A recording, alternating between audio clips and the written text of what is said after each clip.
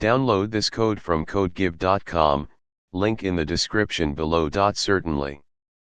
The problem maximum nesting depth of the parentheses, leetcode 1614, is a straightforward yet interesting exercise in understanding nested structures, particularly parentheses.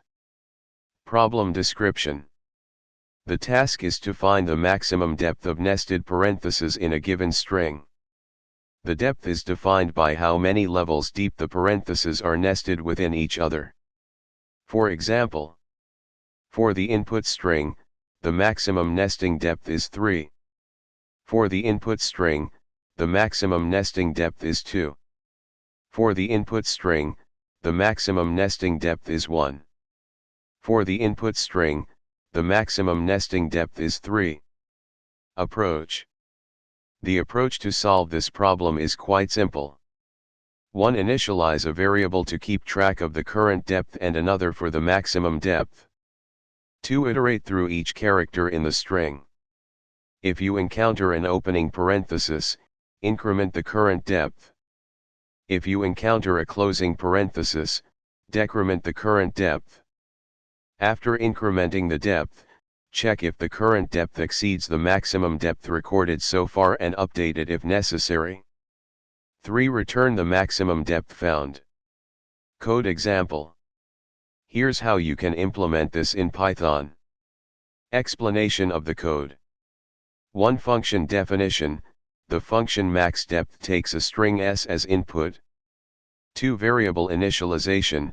Max_depth is initialized to 0 to keep track of the maximum depth, and current_depth is also initialized to 0 to track the current nesting level as we iterate through the string. 3. Loop through characters. We loop through each character in the string. If the character is, we increase the current_depth by 1 and subsequently check if this new level exceeds max_depth and update it if necessary. If the character is, we decrease the current_depth by 1. 4. Return result. After iterating through the string, the function returns the max_depth, which represents the maximum nesting depth of the parentheses. Complexity analysis. Time complexity, O, n, where n is the length of the input string. We traverse the string once. Space complexity, O, 1, as we are using only a constant amount of space for the depth counters. Conclusion.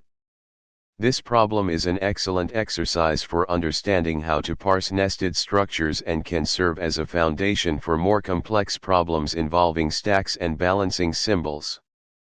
The approach we used is efficient and straightforward, making it easy to understand and implement.